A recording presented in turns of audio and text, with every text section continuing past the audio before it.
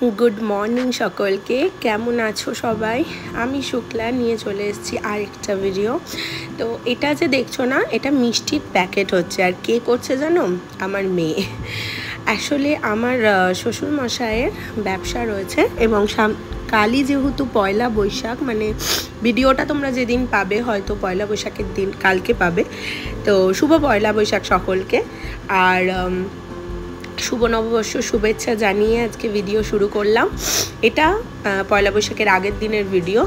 आमरा बसे मिष्टिर पैकेट करछि एबं आमादेर देखा देखी आमार मेয়েও भीषण उत्साहित जे ओकेও करते हबे। तो आमादेर जेहेतु दोकान आछे सेहेतु बाड़ीते एई छोटो छोटो आनंदगुलो सब সময়তেই হয়ে থাকে। বিয়ের আগে আমার বাবা মা দুজনেই সার্ভিস করেন, তো ব্যবসার যে এই ছোট ছোট মুহূর্তগুলো এগুলো আমি কোনোদিন পাইনি। বিয়ের পর এসে এই বাড়িতে আমি এই জিনিসগুলো আবার পেয়েছি। তো আমার মেয়ে আমাদের দেখে তারও মনে হলো যে সেও করবে, আমাদের সাহায্য করবে। তো তাই করছিল আর ও ভালোবাসে এগুলো করতে। আমি ভাবলাম কাজের ফাঁকে যতটুকু কাজ এগিয়ে রাখা যায়, কারণ বিকালে মিষ্টি আসবে, তখন আমাকে মিষ্টিগুলো প্যাকিং করতে হবে। তখন কাগজ করতে বসলে এই বক্স বানাতে বসলে তখন কিন্তু অনেকটা আমার দেরি হয়ে যেত। তাই আমি আগেই বাক্সটা বানিয়ে নিয়েছি এবং একা বানাইনি অবশ্যই, আমি শাশুড়ি মা আমার মেয়ে দুই কাকিমা আমরা সবাই মিলে এই বাক্সগুলো বানিয়ে নিয়েছি। এই দেখো ঠিক এই এত বাক্স আমরা সকলে মিলে বানিয়েছি। তো চলো বাক্স হোক, টুক করে গিয়ে আমি রান্নাটা সেরে ফেলি। আজকে ভাবছি চট জলদি কিছু একটা বানাবো।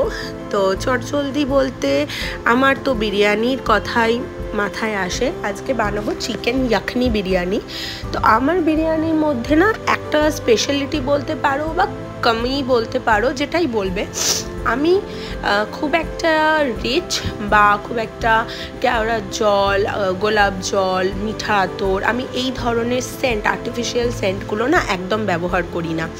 একদম ঘরোয়া পদ্ধতিতে চট জলদি একটা বিরিয়ানি আমি বানিয়ে নিয়েছি। তো সবার প্রথমেই চালটাকে আমি 2-3 ঘন্টা ভিজিয়ে রেখে দিয়েছিলাম। যত ভিজিয়ে রাখবে না চাল তত বিরিয়ানিটা ভালো দেখতে হবে। এরপর আলু আর ডিম আমি একসাথে প্রথমে সেদ্ধ করে নিয়েছি। তারপরে এরকমভাবে কড়াইতে তেল দিয়ে আমি ওগুলোকে কিচ্ছু না, নুন হলুদ কিচ্ছু না, শুধু এমনি একটু ভেজে নেব। এর আগে আমি বেরেস্তা করে রেখে দিয়েছি। বেরেস্তা মানে পেঁয়াজগুলোকে কুচি কুচি করে নিয়ে সেগুলোর ডিপ ফ্রাই করলে সেটাকে বলে বেরেস্তা। তো বেরেস্তা করে নিয়েছি। আর চিকেনটা আমি ম্যারিনেট করে রেখে দিয়েছিলাম নুন হলুদ আর দই দিয়ে, বেশ তাও ঘন্টা 2 অবশ্যই। এবার আমি চালটাকে বসিয়ে দিচ্ছি। তো জল নিয়ে ওর মধ্যে আমি নুন, চিনি, গোটা গরম মশলা, একটা তেজপাতা দিয়ে জলটা একটু বয়লিং পয়েন্টে আনবো। তারপরে আমি আগের থেকে ভেজানো চালটা দিয়ে নেব। অবশ্যই মনে রাখতে হবে যে চালটা খুব টেন্ডার, একদম একটা ফুট হবে, সঙ্গে সঙ্গে তোমাকে নিভিয়ে দিতে হবে। একটু যদি কাঁচা থাকে নো ইস্যু, এরপর যখন আমরা বিরিয়ানিতে ভাপ দেব, দম দেব, তখনই ওটা সেদ্ধ হয়ে যাবে। এবার কড়াইয়ের তেলের মধ্যে আমি একটু 1 চামচ ঘি নিয়ে নিচ্ছি। এর দুটো কারণ হতে পারে, এক তো ঘি খাওয়া শুনেছি আমি বোনসের জন্য ভালো, আর আরেকটা রিজন হচ্ছে আমাদের নবদ্বীপের ঘিয়ের না একটা অসম্ভব সুন্দর গন্ধ আছে এবং সেই গন্ধটা যখন রান্নায় যায় না দারুণ খেতে লাগে। তো ওই জন্য একটু দিয়ে নিয়ে ওর ভেতরে আমি পেঁয়াজ দিয়ে নিয়েছি। পেঁয়াজটা একটু লাল লাল হয়ে গেলে, লাল লাল মানে হালকা গোলাপি হয়ে যাবে, তারপরে ওর মধ্যে আমি টমেটো, রসুন, আদা আর কাঁচা লঙ্কার পেস্ট এর মধ্যে দিয়ে নুন হলুদ বিরিয়ানি মশলা চিকেন মশলা দিয়ে আমি এটাকে ভালো করে কষে নেব। এই কষার প্রসেসটা তুমি বিরিয়ানি মশলা, গরম মশলা, চিকেন মশলা এগুলো আগেও দিতে পারো, আবার চিকেন দেওয়ার পরেও দিতে পারো। আমি এখানে বিরিয়ানি মশলাটা চিকেনটা অ্যাড করার পরেই দিয়েছি। এটা একটা খুব চটজলদি রেসিপি হয়ে যায়। বাড়ির খাবার সবসময়তেই হেলদি। আর এখানে কোনো রকম যেহেতু আর্টিফিশিয়াল সেন্ট আমি ব্যবহার করিনি, সেহেতু এটাকে তোমার গন্ধের দিক দিয়ে যতটুকু ওই বিরিয়ানি মশলার গন্ধ আছে সেটুকু থেকেই তোমার বিরিয়ানি ফিল করতে হবে। আদারওয়াইজ যে একটা উগ্র গন্ধ থাকে বিরিয়ানি, সেটি কিন্তু তুমি এই বিরিয়ানিতে অবশ্যই পাবে না।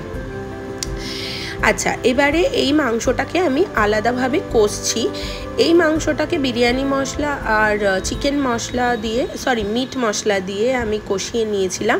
একটু মিট মশলা আর একটু চিকেন মশলা আমি মিশিয়েই দিই আর কি সবসময়তে। তোমাদের যদি মিট মশলা ভালো না লাগে দেবে না, যদি চিকেন মশলা ভালো না লাগে দেবে না, অপশনাল, কোনো জবরদস্তি নেই, দিতেই হবে।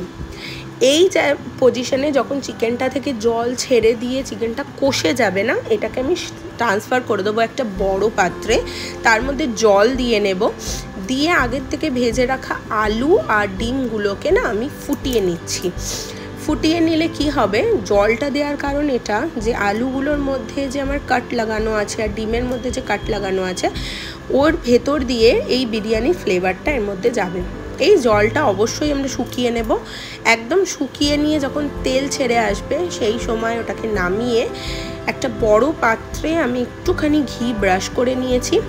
তারপরে একে একে চিকেন আর আলু, ডিম একটা লেয়ার, তার উপরে একটা চালের লেয়ার, এইভাবে দুটো লেয়ার আমি করে নেব। অবশ্যই মাথায় রাখতে হবে যে রান্নাটা আমরা করেছি আলু, ডিম আর চিকেন দিয়ে, ওর যে মশলাটা ওটা কিন্তু আমরা এখানে লেয়ারিংয়ের সময় ব্যবহার করব না। শুধুই চিকেন, আলু আর ডিমগুলোকে দেব। আর তার সঙ্গে শুধু দেব হচ্ছে আমরা ইয়াখনিটা, মানে তেলটা, যে তেলটা ছেড়েছে ওই তেলটুকুই আমরা এর ওপর দিয়ে দেব। দেখো তোমরা দেখতে পাচ্ছ আমি ছেঁকে ছেঁকে দিচ্ছি, কারণ তুমি যেই মশলাটা দিয়ে দেবে না, সঙ্গে সঙ্গে বিরিয়ানিটা একটা অন্য রকম হয়ে যাবে, অতিরিক্ত মশলা হয়ে যাবে। কিন্তু তুমি যদি ইয়াখনিটা দাও, এটার মধ্যে টোটাল ফ্লেভারটা রয়েছে, তো কোনো রকম তোমার খেতে অসুবিধা হবে না। এবার ওপর থেকে একটু স্যাফরনের সঙ্গে দুধ মিশিয়ে দিয়ে আর তার ওপর থেকে বেরেস্তা দিয়ে আমি 20 মিনিট গ্যাসে সিম করে বিরিয়ানিটা রেখে দিয়েছিলাম। আর ব্যাস রেডি। এই দেখো বিরিয়ানি হয়ে গেছে, একদম রেডি। তো চলো চটপট আবার কাজে লাগতে হবে। বিকেল হতে হতেই চলে এসেছে মিষ্টি আর এই যে বাক্স সব নিয়ে আমরা হাজির। এবার ডুগু করে নিচ্ছে আমাকে হেল্প। ও আমাকে অনেক হেল্প করে, আমাকে অবশ্যই বলেছে দাও আমি একটা গোটা বক্স করি, কিন্তু ছোট তো আমি ভরসা পাই না, তাই আমি বললাম যে শুধু নিমকি ভরে তুমি আমাকে দাও মা, বাকিগুলো আমি রেখে নিচ্ছি। তো আজকে আমাদের পয়লা বৈশাখের বাক্সে যাবে নিমকি, আমিত্তি, চমচম আর একটা করে লাড্ডু। তো সকলকে শুভ নববর্ষ জানিয়ে আজকের ভিডিও এখানে শেষ করছি। ভিডিও যদি ভালো লাগে অবশ্যই একটা লাইক আর শেয়ার করে দেবে আর চ্যানেলটাকে সাবস্ক্রাইব করে দেবে। Thank you.